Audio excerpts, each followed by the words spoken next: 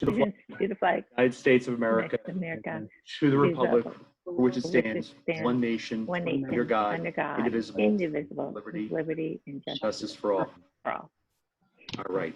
I guess our first order of business is the approval of the May minutes.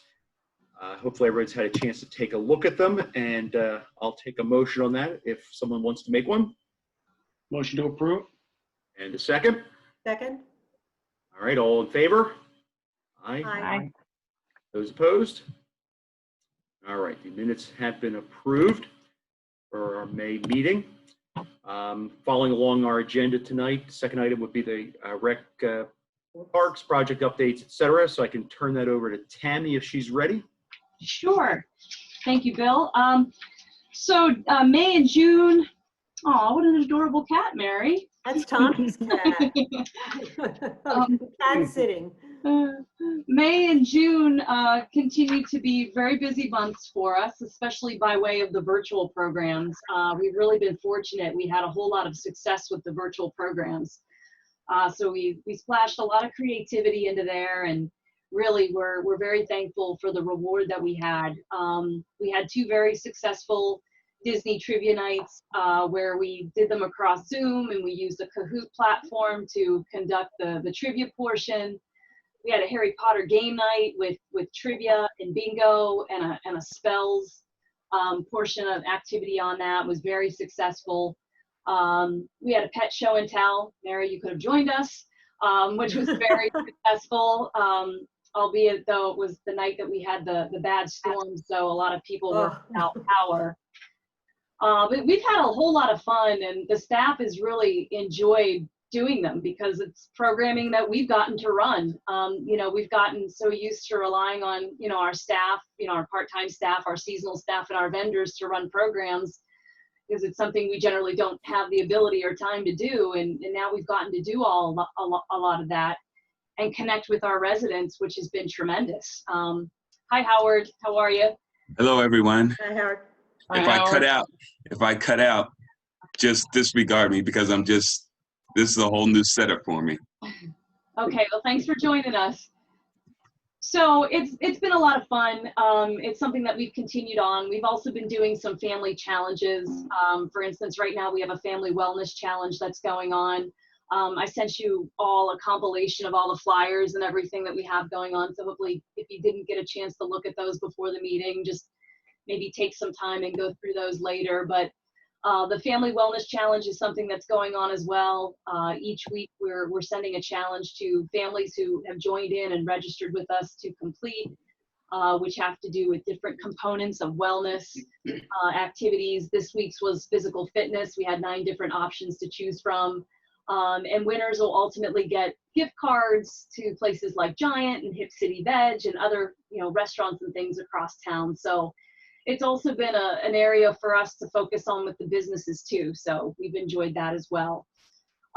We also have been very, very busy planning Radnor Day Camp. Obviously with all the changes with the pandemic, it's caused major, you know, major changes and derailment to some degree. But the great news is right now we have 2 options that are out there for folks. Registration opens Saturday morning. And we have a virtual option for those families who don't want to be in person or don't want to be outside. So we have that opportunity with our camp director, Kirby Brown, who will be going into her 16th year with us this summer. So she's going to be running that piece, which is going to be, it'll be a 4-week program, 4 days a week. So it won't be too long, won't be too onerous throughout the summer. And she's going to run a whole lot of great activities with it. Alongside a couple of other staff members, of course, depending on how many kids we get ultimately registered.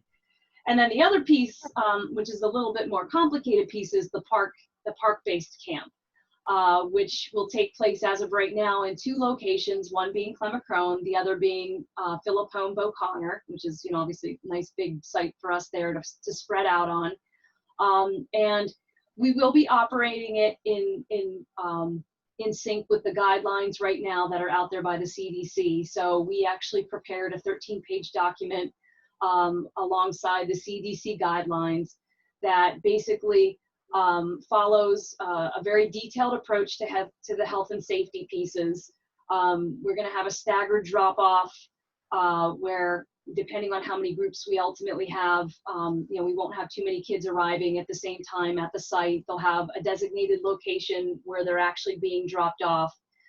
There will be temperature checks. There will be a symptom assessment and things like that way before they can even get out of the car. The camp groups will be very small.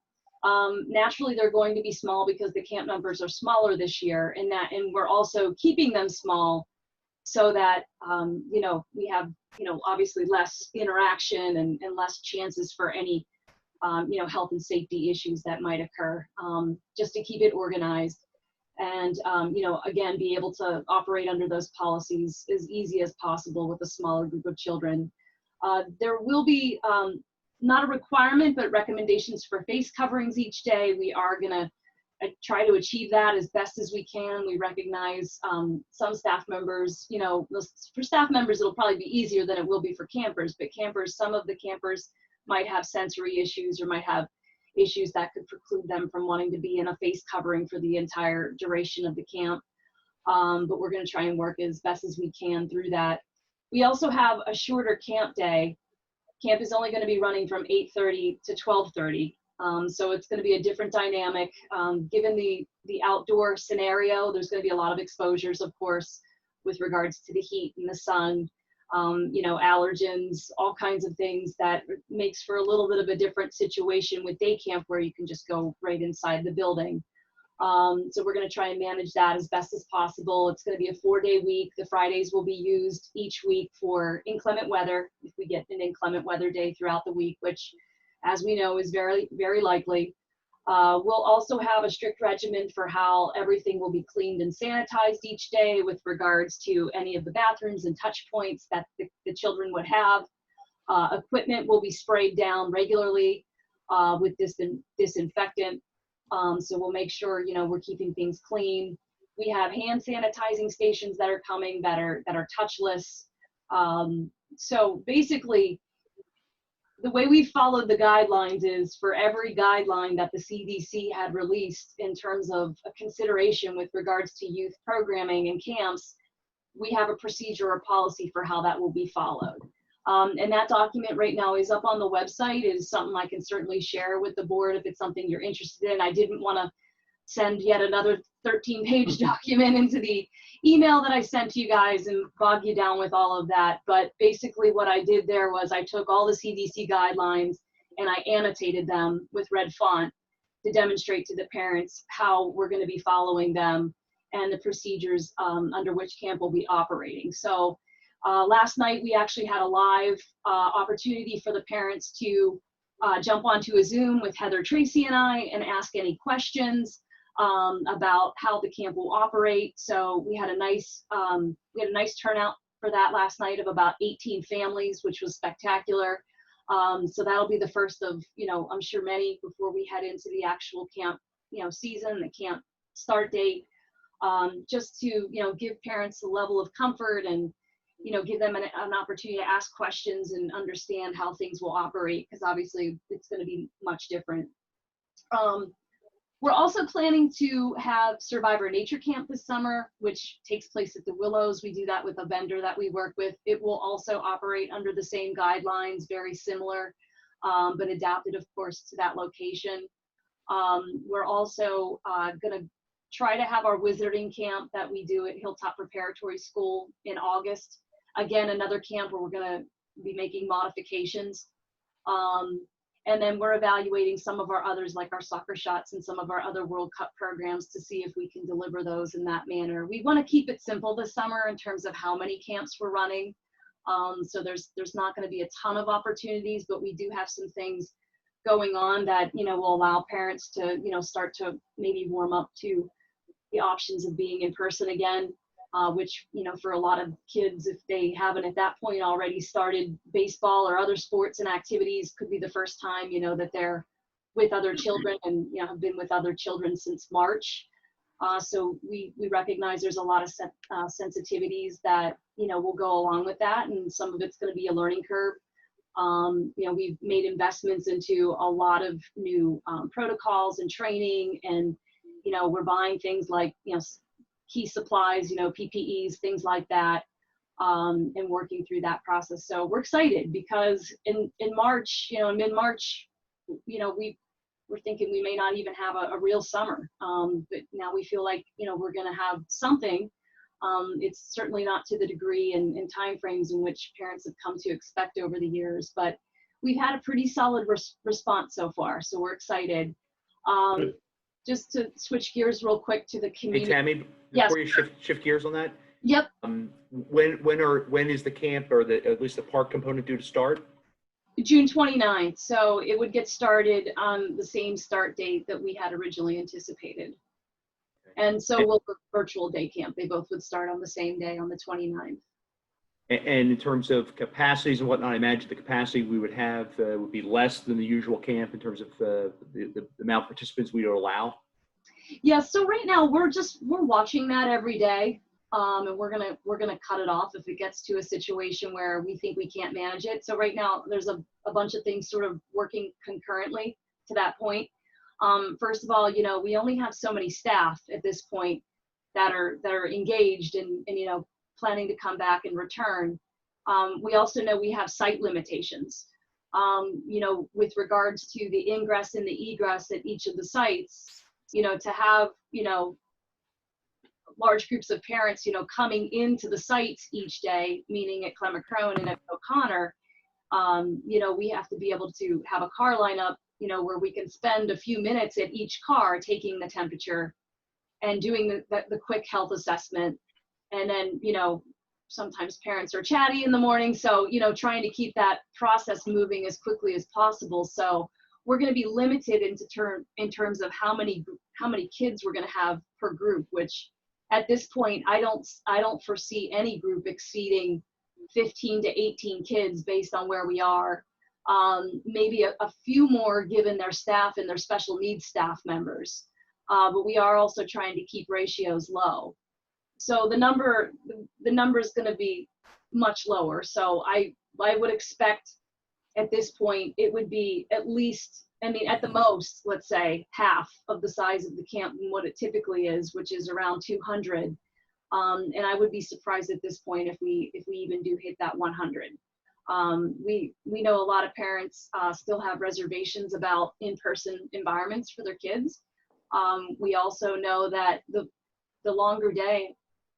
shorter day doesn't work for parents. We've heard from parents who have withdrawn because they want a full day of camp.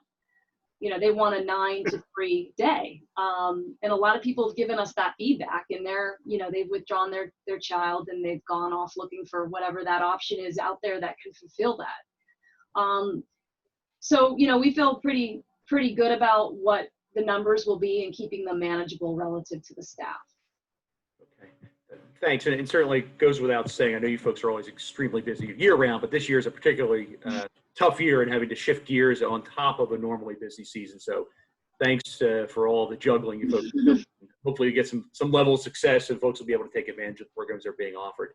Absolutely. Thank you.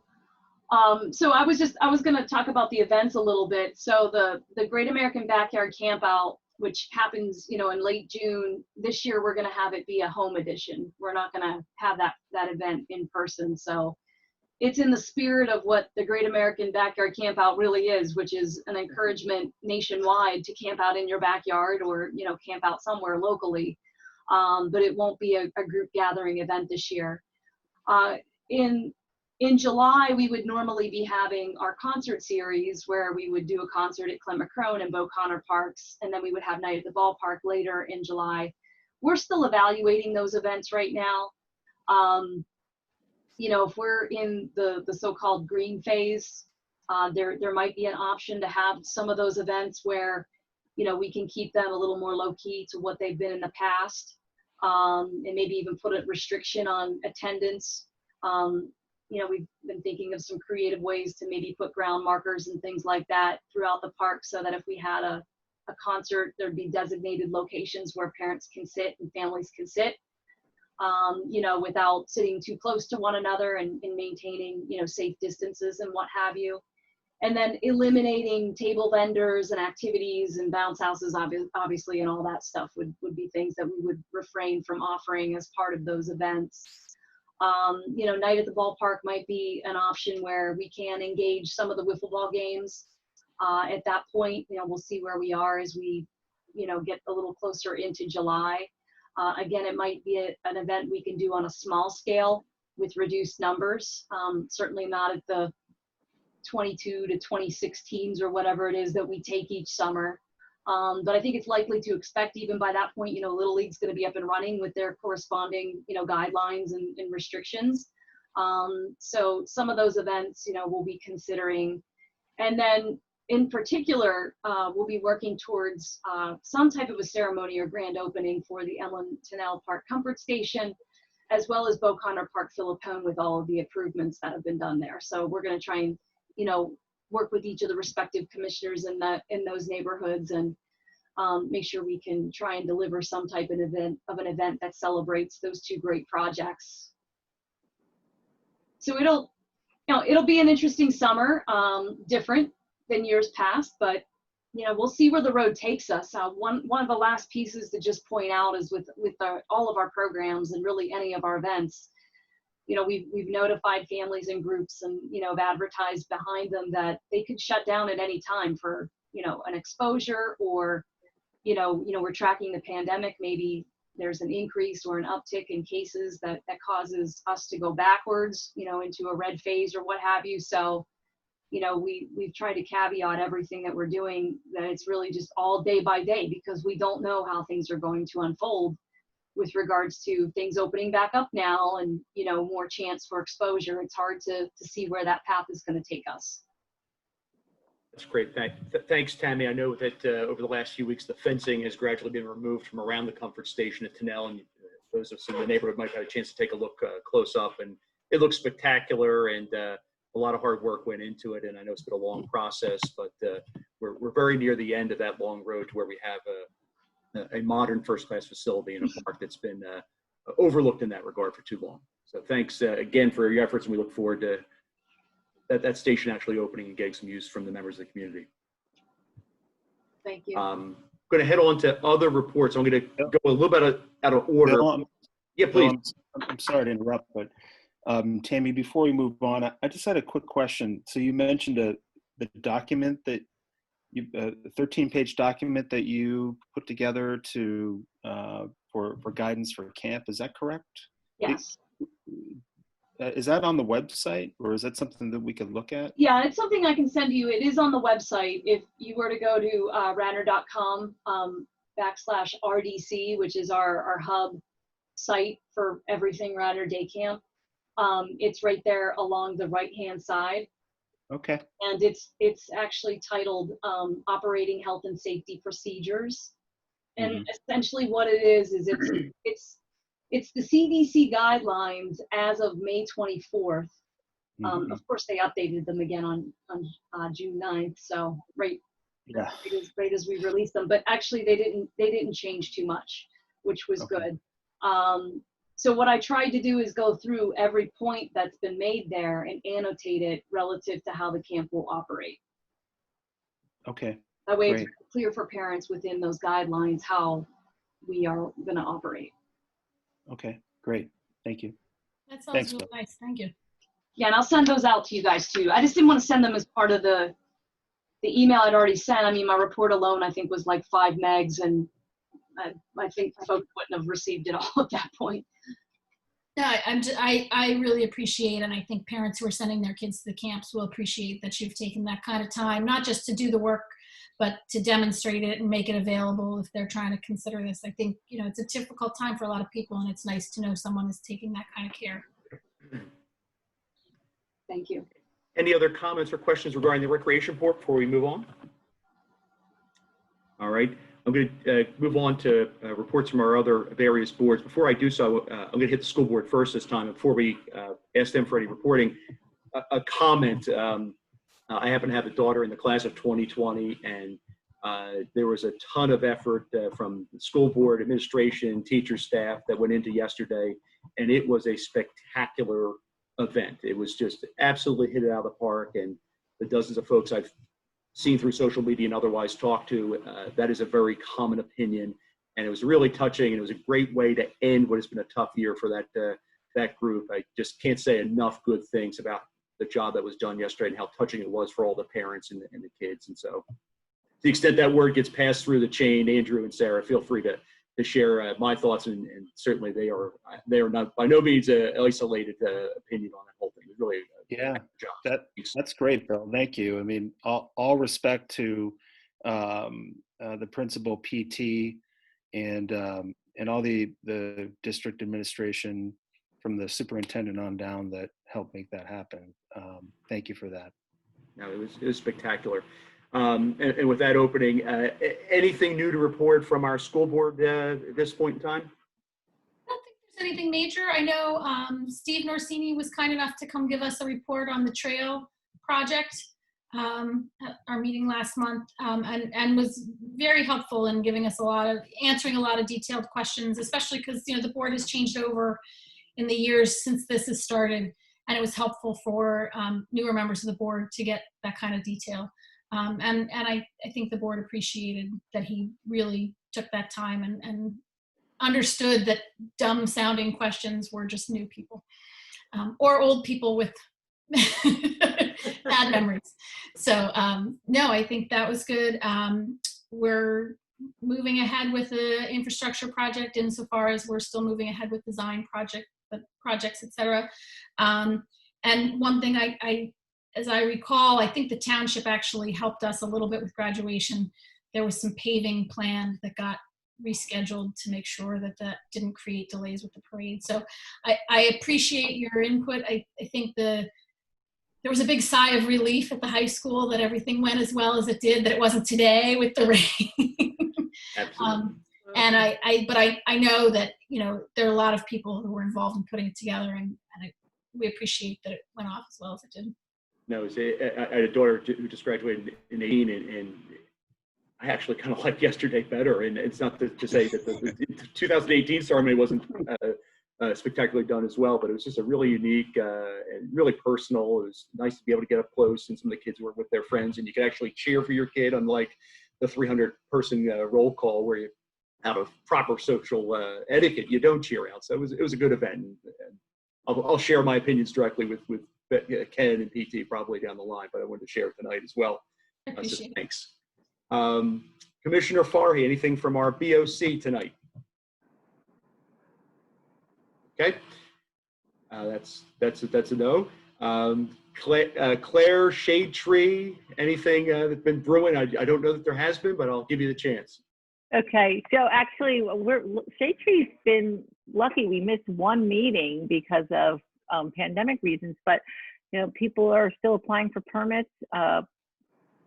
Properties are being transferred, buying properties sight unseen. So you know, there's some work to do there, and we've been able to do it through Zoom and keep forward with our goals for, you know, saving the canopy and helping where we can. So things are going well with Shade Tree. But I do have a question for Sean.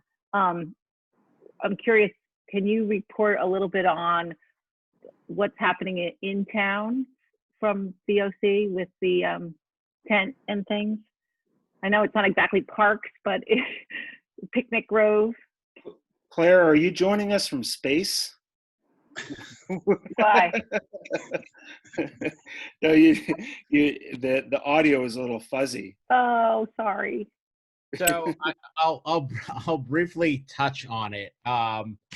Basically, what the board voted on at the Monday meeting was to relax some of the outdoor dining rules, because you can't have people eating inside. They wanted to relax them and make outdoor dining a little bit easier.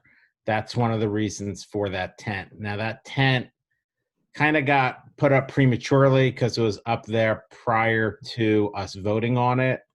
There were a couple, there were a couple, how do I say, not hiccups, but, you know, like you can't smoke in it. And we had to go back and forth, kind of smoothing out that process. So there is going to be outdoor dining in Wayne. We hope everybody's respectful. It is there for the businesses. So we're asking people not to kind of brown bag it and, you know, BYOB. And the board or the township is going to work with the Wayne Business Association, where they're going to get the correct signage and whatnot. So it's a pleasant opportunity. That being said, on a nice Friday night, we don't want it to be overly active. We do want people to still, have the social distancing that they're supposed to. So that's kind of it in a nutshell. It's because it's Wayne. I could tell you all about Garrett Hill, but that's kind of the gist of Wayne. So Tami, is there anything that you want to chime in there? No, I can revert to the discussion that we've had on the drive-in movie, along with the WBA. That's just a project that's still under evaluation. It could very well be at this point that the tent that's been set up helps meet a lot of the needs of the business owners at this point. So it might be a matter where maybe the drive-in movie idea, something that just sits on the shelf for a little while longer, or it's something that our department evaluates and potentially looks to do in some other location, which we are doing. Does that answer your question, or Claire, that answers it? It does. Thank you so much. All right. And thank you for passing it. Oh yeah, no, and I mean, I would say the best people to talk to if you do have further information, Board President Jack Larkin, as well as Chris Todd, or some of the restaurateurs, because it's big for them. And Wayne, like every business district all across the country, needs a big shot in the arm to get things up and going again. All right, thank you. Did I miss any other reports? Any other subcommittees, committees? I don't think I have. Just one thing I want to add. I know it was on Shade Tree's agenda last month, but they didn't get to it, was Emlyn Tunnel and the replacement tree planting plan. So Steve Norsini will be presenting that at the meeting. I think it's next week, if I'm not mistaken. And then we're looking ahead at July or August, coming in with the plan for Fenimore Woods with the Shade Tree Commission. So we're working on that too. Oh, can I add a thank you, speaking of trees, for Philippone? We had asked a little while ago for that design that around the mulch pile, the trees be planted, and I see that they're in, and thank you. You're welcome. All right, thanks. Next on our agenda is old business, which is tonight is just park projects. I think we've touched on some of the updates, but certainly Tami, please feel free to fill in the blanks or add anything else that we haven't covered already. Sure. Well, just to talk a little bit about Emlyn Tunnel. So the contractor has completed all of their work. So they've completely left the site. But right now, we do still have to install bollards around the building, because right now you can drive up to the building fairly close. So that is a safety issue. As a matter of fact, today I just signed off with Dennis Capella, who's our project manager, on a bollard plan and scheme that would place 4 to 5 bollards in front of the building, as well as the front of the park there on that side, so no one can drive off into the overhang area in any way. So those are going to be ordered, and then Public Works is going to install those when they arrive. Public Works is also working on the restriping plan for the handicap accessible spots. So by way of how many parking spots there are in that lot, there are 2 spots that will be dedicated handicap accessible. One that sits right alongside the building, right off the edge of the property there to the parking lot, and then the one directly across from that. So those will be 2 dedicated parking spots, for handicap accessibility. One of the other items that we are working on is relocating the mulch, which is right now taking up 3 parking spots, and I think looks atrocious personally, just given all the work that's been done there. Sorry to say it like that, but it looks bad and it takes up a lot of spots and it's very disorganized and messy. So I'd met with Rick Foster, which I was going to announce this later, but by the way, Rick Foster was actually promoted to officially Superintendent of Parks, which is fantastic because he does an amazing job. So I met with Rick and we talked about a couple different plans for how we can resituate that mulch. And one of the things we came up with was if you drive into the parking lot to the left, you have an area where a part of the landscape bed ends, and then it's sort of, there's a gap, and then it picks back up. So we talked about putting it back in that area in a very small, nice walled area that would be made out of pavers, not out of those large concrete blocks that we have over at Philippone. So it would be something a little more aesthetic, and ideally I'd like to see the blocks match the comfort station, the tan, the light tan.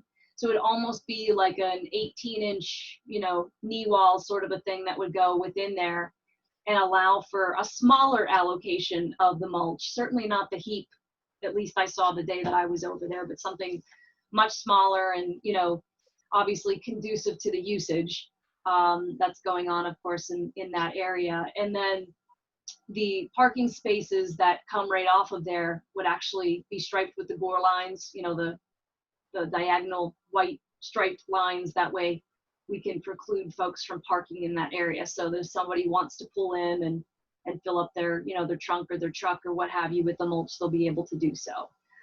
So those are three critical pieces I think that still have to be done to the park to kind of check the box that we're sort of complete with the project. The parking lot is still in really rough shape too and needs to be redone. So I know that's a project we're creatively trying to figure out how can we do that. The parking lot is in really bad shape. The walking path still throughout the park needs to be redone at some point. Obviously, it's something that sits within our capital plan. We also, there was a tree, a large red oak tree that sits behind the comfort station that was removed last Saturday by SEPTA's vendor, SEPTA's contractor. I think it was Asplund that came in and actually removed the tree. But it's a very, very large, it was a very, very large tree. They were supposed to come in and grab it before the project started. Unfortunately, that didn't happen. So you can imagine how nervous it made us, having them come in and do that after we just spent a significant amount of money and time to get this project to the finish line. So that tree has been removed safely. To the best of my knowledge, from what I understand, I know Dennis was there and there was no damage or destruction or anything that occurred. We did have an agreement with SEPTA that if there would be restoration and replacement of anything that that might have been impacted. So that just leaves the bridge structures that are still there. So there used to be a bridge that went over the train tracks there a long time ago when that was a former estate. And I understand SEPTA is coming back to grab those out and move those out, but they're going to be coming across the tracks on the other side. So there will be no impact to the park, but I don't have a date yet on when that's going to happen. A couple of questions related to that area, Tami. One's a long-term question and the other is a short-term. And that is, I assume there's a plan to re-fence that area just adjacent to those old pillars? There is. As a matter of fact, that fencing, we asked SEPTA to replace all of that fencing because that is their fencing. Okay. I have heard varying things on what they've been committed to, how much linear feet along there they've been willing to actually replace. So I can't tell you right this moment how much they are replacing, but I know they've been asked to replace all of it because it's all in very bad shape, with just a basic black, vinyl coated fencing that matches all along that area from Garrett Avenue all the way back. So I can update the board later when I have a better understanding of what they are actually committing to. I know Dennis has been working on point with that. Well, and on a related topic, one of my short-term concerns is that the area behind the comfort station or towards the SEPTA track side, there really isn't any significant barrier to keep people off of those pillars. And it's a pretty sizable drop from that location down to the train tracks. And putting aside safety, there's a lot of potential for trouble there. Is there something envisioned, or I'm not sure what the timetable is on the fencing for permanent fencing, but in the short run, is there some plan to maybe try to shore up that area a little bit to keep folks out? SEPTA was supposed to come back early this week because Dennis had the same concerns after they went in and completed the project, because obviously they removed the fence in order to bring, you know, the tree and everything down, and then left that whole area exposed. My understanding is they were coming in to put up at a minimum like a snow fencing. Now, you know, we all know that that's not going to hold somebody if they were to, you know, go over there. But my understanding is that that would be put up along that area. Now, you know, I don't know if it actually went in or not. As a matter of fact, I'll follow up first thing on that tomorrow, because I am in the office and I will drive over there, because if that's something where we can at least put up cones and barricades to ensure some level of, you know, there's a line here, don't cross it. I know there was some type of a red tape that was run along there as well. So I'll look into that first thing in the morning. Okay, thanks. That's all I had for questions on Tunnel. You were ready to move on to something else. I don't know if anyone else had any questions or comments regarding Tunnel before we move on. I have a quick question. Go, Can Chris. you hear me? Yeah, Sean, is taking mulch out of that park a non-starter for your ward? So that mulch is used a lot by that. When I lived in that ward, I walked over there. I walked almost a mile with my wheelbarrow and would fill it. I loved that mulch pile. Yeah. I'm sorry to hear you're shrinking it, and I think you may get some complaints about that. You'll get a little bit. I mean, the best thing to do, Tammy, is like if you get like a lean-to where it's like covered on maybe like 3 of the 4 sides, if that's possible. Just to kind of, because it is, I mean, it's definitely unsightly. But I know that a lot of the residents like that. There's another mulch pile that's not too far. You could go to Ithan Park right there, but I know a bunch of the people love to go there. They come there with their 5-gallon buckets on each side that live in the neighborhood, and so it would be, as Sarah said, it would be upsetting to some of the neighbors. We wouldn't want to do that. Agreed. The allocated spot there, I think, can work out, and you know, again, the guys will restore that as, you know, as needed, commensurate to the usage.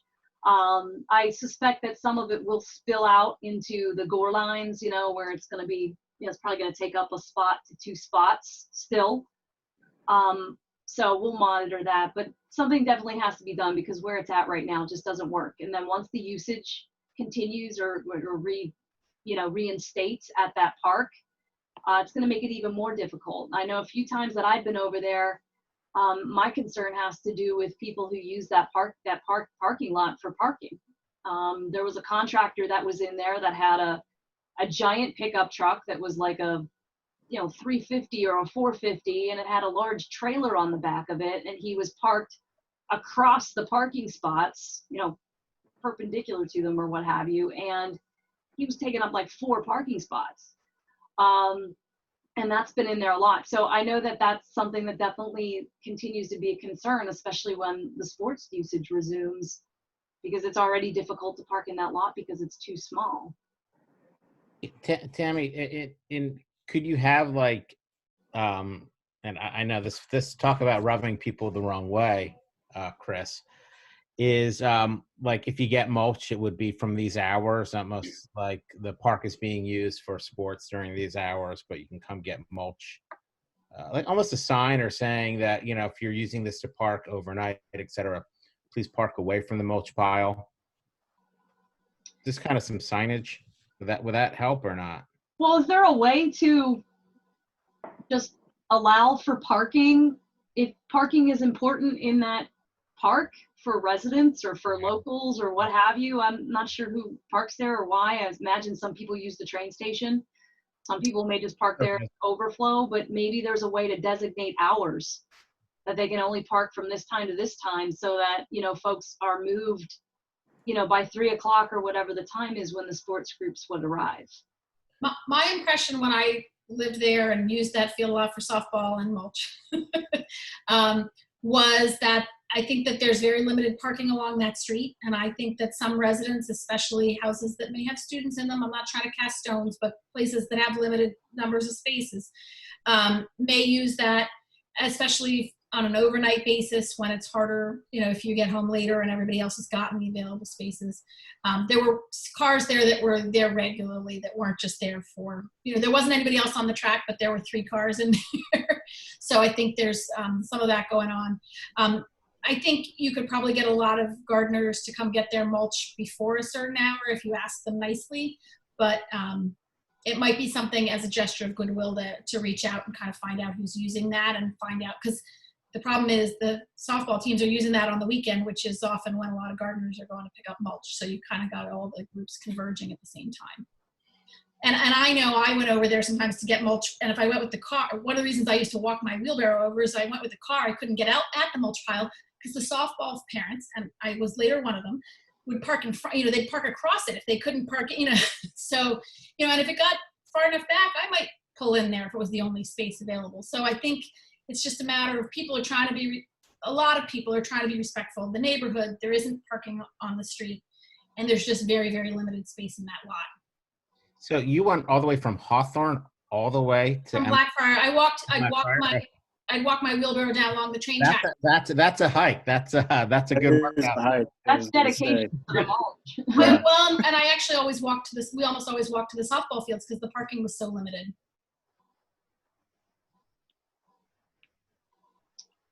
All right. Well, I think again, I just think the hope though is to even if we can cut it down from 3 spots to 2 spots, it's something.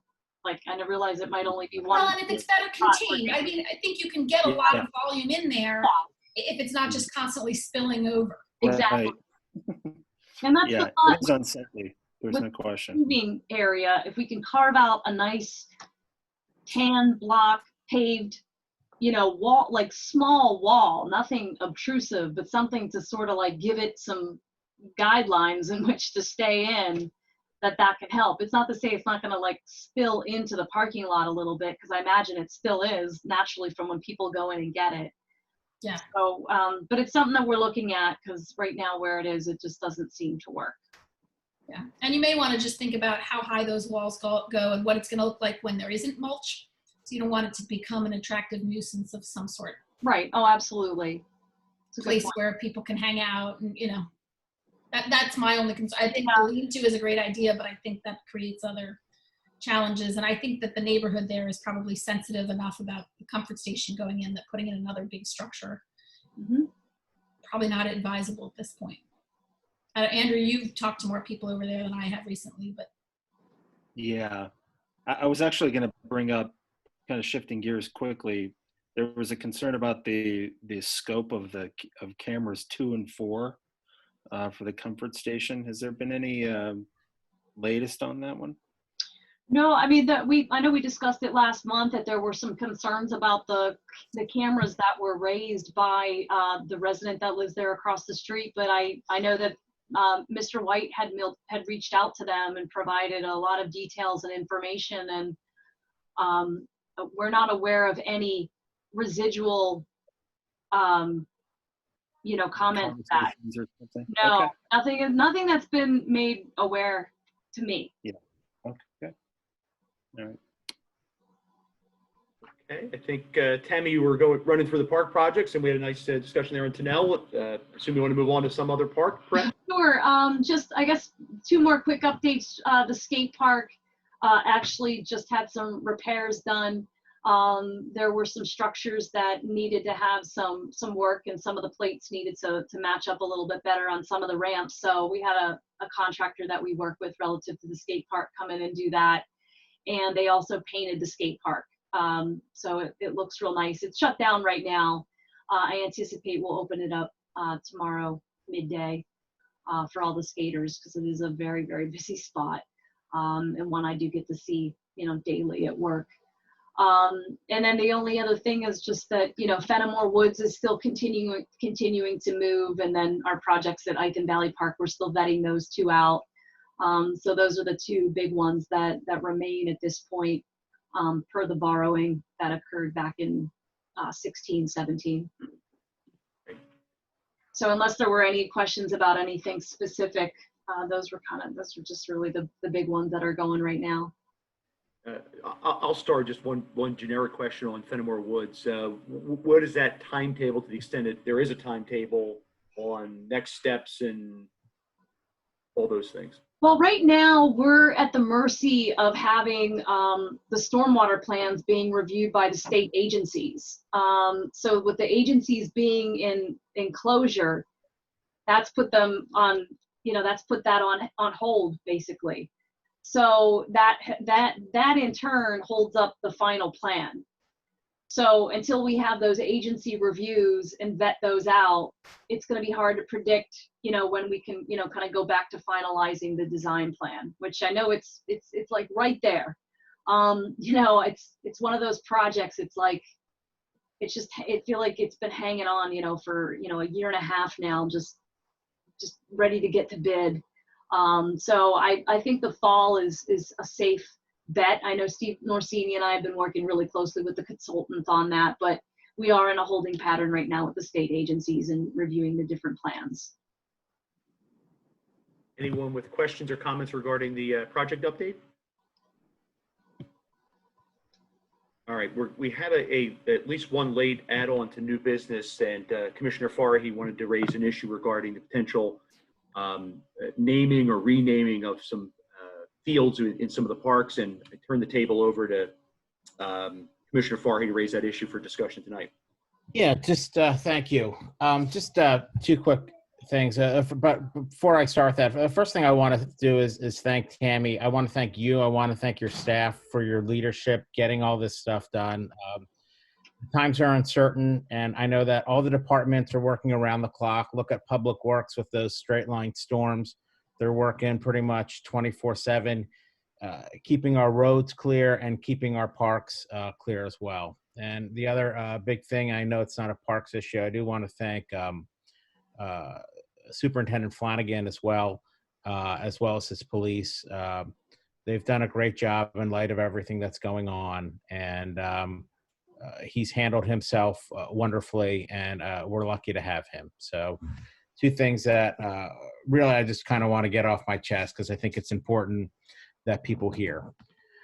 So I do have just two items, and I just kind of want to gather the consensus from the board, and I don't want to even really talk about it now. I think this is something that should be digested and we put on the September agenda to take a look at, and that's going to give this board time to digest it, the school board time to digest it, maybe the Board of Commissioners time to digest it as well, and we can get feedback from the community and gather ideas.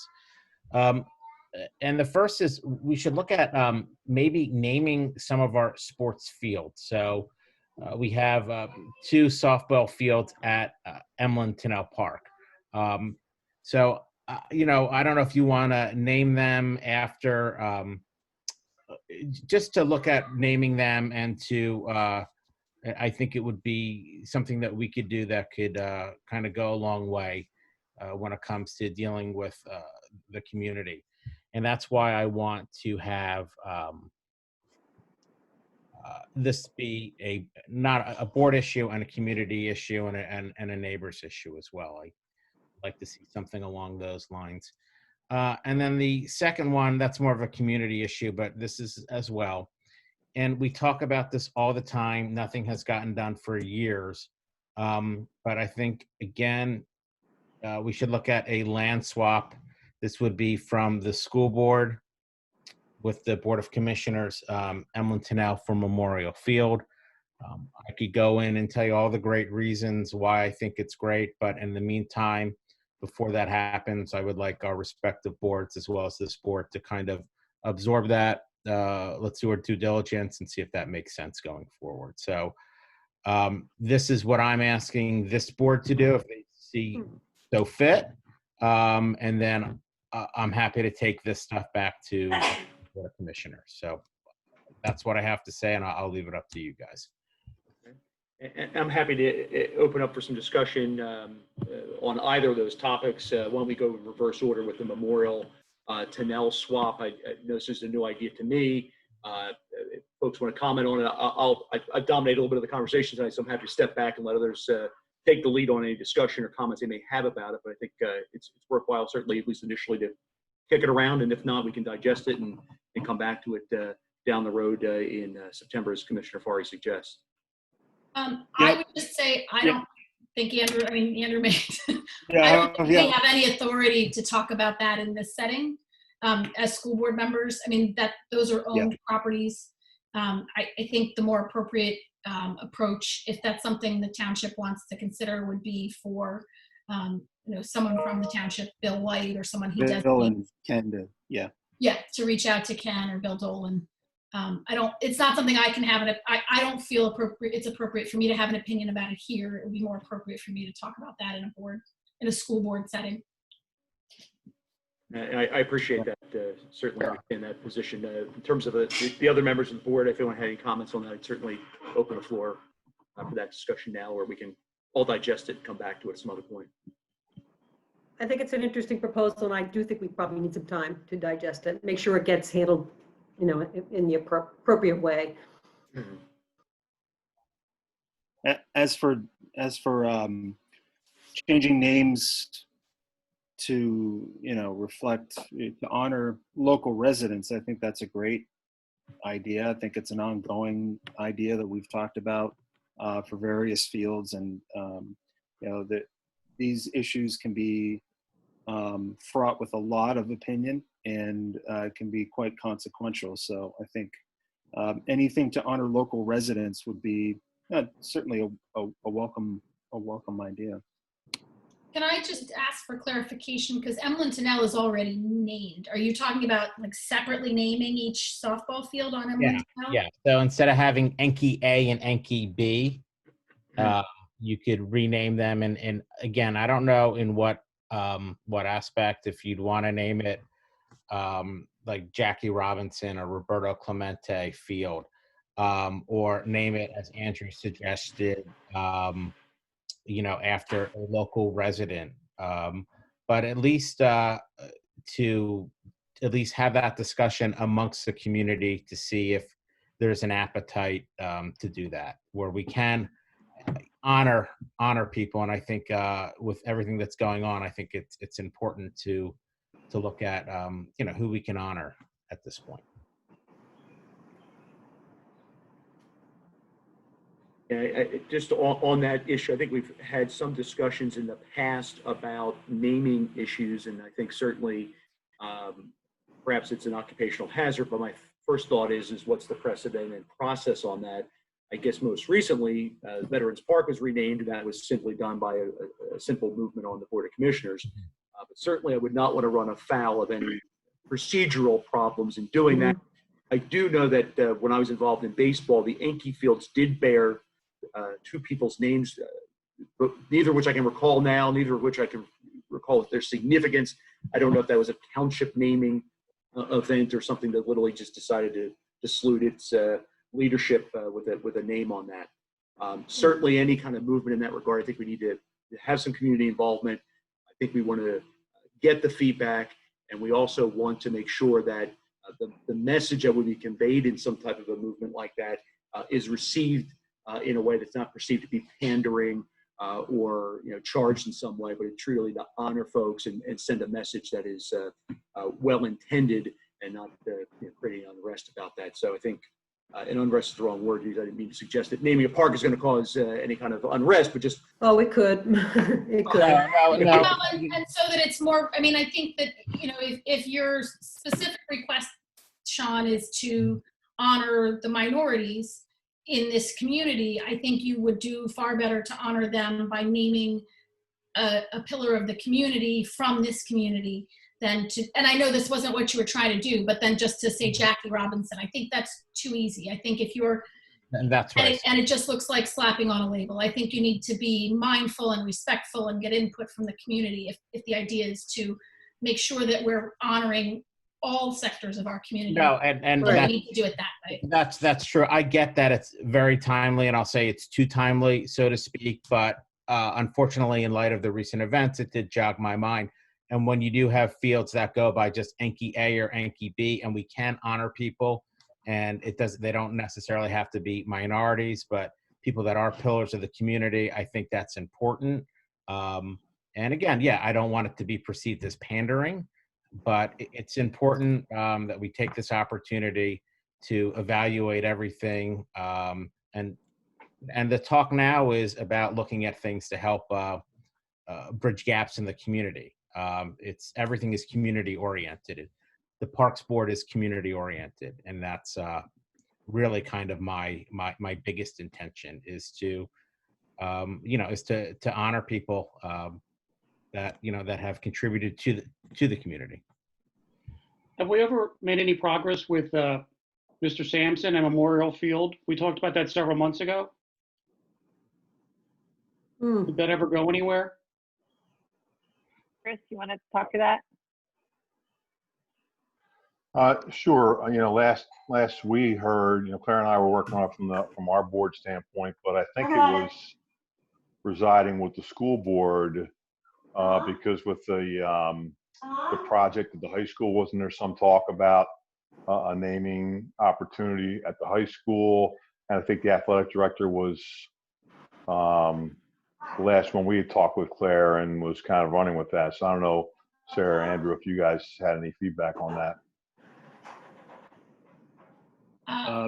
Thanks, Chris. I mean, I think that's been off our radar for a while, but Sarah might have a comment or two because of her close involvement with the high school infrastructure and accessibility project. I don't know, Sarah. No, I had spoken to someone who I'm trying to remember who had said we have a policy that there has to be a certain time period between someone's passing and naming something after them. I apologize, I don't remember who that was. And then frankly, I think there's just been so much else on our plates. We had a change of director of operations for COVID. I think it fell off people's radar. I don't think it's any disrespect intended to Mr. Sampson. Even he was an instrumental part of the accessibility project that we have going on at the high school. I just think that it wasn't something that people were looking to do right away. And I think most of the fields on the high school property are named for people already. So I think there's also the sensitivity to taking a name off something. But I jump in a can little certainly bring it up again. I think when Chris and I worked that out and talked to different people was that we thought we'd start with the school district because, and while that facilities work is going on, and the naming doesn't necessarily have to be field, it can be, the plaza or an area. But before we jumped and pushed the township to do memorial, I think that was kind of the feeling. So that's kind of where we left it. Does that make sense to everybody? Yeah, that's my recollection, Claire. Okay. Thanks for bringing that issue up in conjunction with the issue Sean raised. I don't want to say I'd forgotten about that, fallen off my radar as well. And perhaps we can, once we get through this cycle and head towards the next school year, maybe there'll be some greater clarity on some of those issues. Is the work at the high school on a delay schedule now because of everything going on? We are still early enough in the phases. The board has approved plans for land use development approval. I found out this morning those still haven't been submitted for land use approval yet. So that step in the process is still pending. And then the board is, actively considering, what we're calling off ramps to that project. If we get to this point, what does it cost us, and what does it cost us to walk away or to put it on pause? Just understanding, money isn't growing on trees these days. Right. But recognizing that, it might be a great time to issue a bond and borrow money. So we're trying to balance all of that and be, as everyone is, very careful with the taxpayer dollars, but recognizing that let me step back. One of the reasons we are still submitting for land use approval is that approval, if we get it, is good for 5 years. So the board decided it was worth spending the piece of money that we had set aside for that, so that if we can't do it now, but we can do it 2 or 3 years from now, we've still made some progress. the board has various points again later this summer and in the fall where they have decisions to make about whether we're going to go ahead with the next step and the next step. Thank you. Yeah, those are good questions, Bill. And just Sarah is a great point person for this because she's taking a leading role in kind of shepherding the project forward. Just so you know, I mean, it's been a concern of mine just as a member of the school board about, considering the financial outlook for the rest of the year. I'm not making news by saying that it will continue to be a recession for the rest of the year, but 2021 is still kind of murky. But as Sarah said, just not, I mean, you need to repeat it, but what she was saying is that it could be good, because of the could be a good financial time to borrow and get work done. So, but if you're interested in this issue, keep a lookout, because I've been actually lobbying a little bit for a little bit of an information session or discussion on those issues. So that could be on an agenda. That could be an agenda item coming up here in the summer. Okay, thank you. If it's helpful to this team, I'm happy to email you all when I know it's going to be on.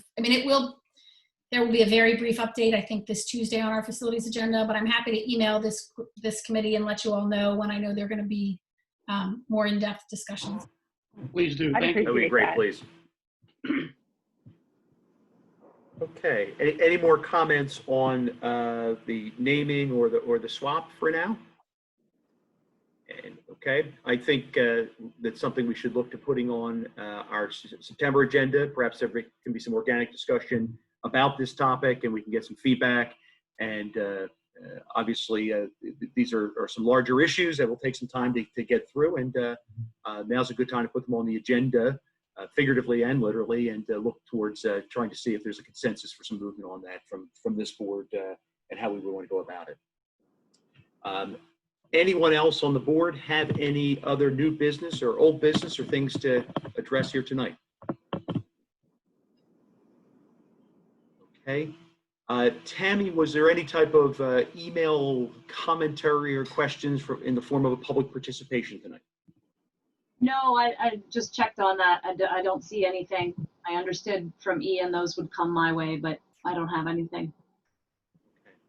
All right, well, unless somebody has anything else they want to add tonight, I think we've reached the end of the agenda tonight, and we can make a motion if that's appropriate. If someone has something to add, please feel free to chime in now. Just stay safe while you're at the parks. Is wear masks, all that good stuff. Is the Radnor Activity Center, is that open? No, it's not open yet. Okay. I'm honestly not sure at which point, we're going to reopen that. I think we have some permissions within that in the green. But I think it's something we're going to continue to reevaluate. I know that, the interior options for us for programs right now are not something I would advocate for, not at least for the summer, not understanding where we're headed. And the crowds out in the park, is there a certain number, or I guess a certain capacity of participants in the field where you'll start to shut it down or anything? I mean, obviously, if groups are in the parks for they think they're in a permitted group, obviously we don't have any permits that are out for parks right now, so I don't want to misstate, but if there are groups that are using them in an organized manner that looks like a permitted group, they're definitely not permitted to be there. But I think the guideline right now is 25, so a group of 25 should not be gathering together. I might be mistaken on what that number is. Honestly, I've gotten so lost in day camp. I think you're right about the 25. Data. So a group of 25 right now or more should not be congregating together. Because I was thinking also about the tents down Wayne. I mean, what happens if they get like a large crowd out there on a Friday night or something? Is there a certain point where they make a cutoff date there as well?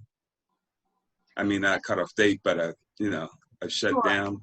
Yeah, I know the board had that discussion Monday night. And I know that was something that our chief of police did talk about a little bit. And I think it's something they definitely would start to regulate if those types of circumstances were happening. They were also evaluating a time frame on which it would be operable. where folks could use it, so it wouldn't be something that's staying open until 2 a.m. I don't think in the sake of the meeting on Monday, a time frame was discussed and agreed upon. Sean, correct me if I'm wrong, but I know that's something that was going to be discussed. I'm sorry, can you repeat that? There wasn't a time frame that was actually designated for which the tent would be open. It just So I think initially it was 2 a.m. and that was way too late. So I think they Too late. want to get it down to 10. I think we kind of. It's too early.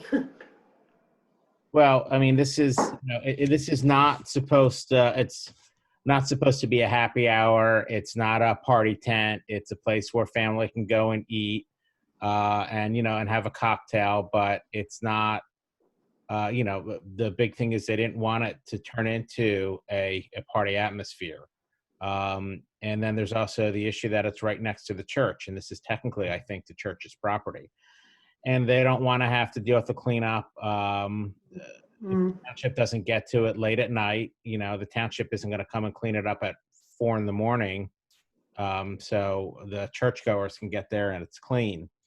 We have other aspects involved, like cigarette smoking and stuff. So it's more for the families and to keep some of these businesses going, but it's not the cure-all. It's not gonna make them have 2020 is not going to be their stellar year when it comes to revenues. It's just to kind of do something to help them survive until we get out of the green. But to go into 2 a.m, I don't think that's good for anybody. The residents, the people that live by, our police. I think it sends a wrong example. No one's there at 2 a.m. eating eating food. It would be it's a bar. It would be a bar. Okay, thanks. Sorry. Anybody else with questions, comments, concerns, issues? I wanted to thank Tami. The signage, I saw you took care of that at Memorial Field. It's all up and very visible. I haven't seen the volleyball net again. It wasn't there the next day when I went either. Maybe one of them was watching. I was gonna take it down if I would have found it. I would have removed it. It sounds like that it didn't damage the field, which I'm happy. No, I understood they had it in a bucket or something like that, or under a bucket. I don't know, but it wasn't staked into the field. No, thank goodness. Okay. I'll make a motion to adjourn. I know you were looking at that, Bill. I was looking to make sure everyone had a chance to say their piece. Second. All right, all in favor? Aye. All right. Thanks everybody for joining us. Stay safe and we'll see you next month.